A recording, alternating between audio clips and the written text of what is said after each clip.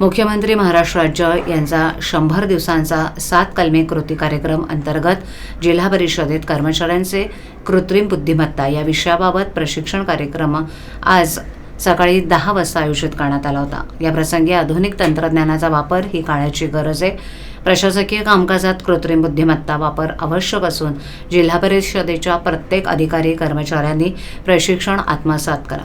आधुनिक तंत्रज्ञानाचा दररोजच्या कामकाजात वापर करून कामाला वेगळ्या उंचीवर घेऊन जाण्यासाठी प्रशिक्षण आयोजित करण्यात आले।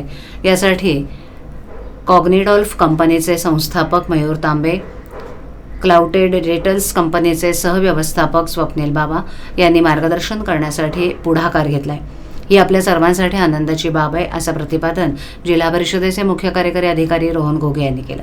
उपमुख्य कार्यकारी अधिकारी अविनाश फडतरे यांनी प्रास्ताविक करताना म्हटलं की 100 दिवसांचा कृती कार्यक्रमाअंतर्गत जिल्हा परिषदेमार्फत विविध उपक्रम राबवण्यात येत असून कर्मचाऱ्यांना काम करताना आधुनिक तंत्रज्ञानाचा वापर करून कामामध्ये गती, पारदर्शकता आणण्यासाठी आणि लोकोपयोगी कामकाज उत्तमरित्या करण्यासाठी प्रशिक्षण महत्त्वाचे आहे। या प्रशिक्षणाचा सर्व कर्मचाऱ्यांना काम करताना येणाऱ्या अनेक अडचणींवर मात करता येईल।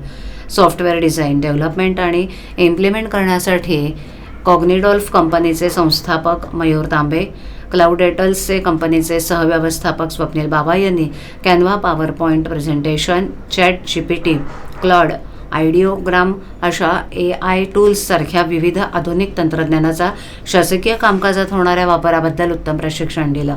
यावेळेला कर्मचाऱ्यांना येणाऱ्या तांत्रिक अडचणींबाबत देखील सविस्तर मार्गदर्शन करण्यात आलं।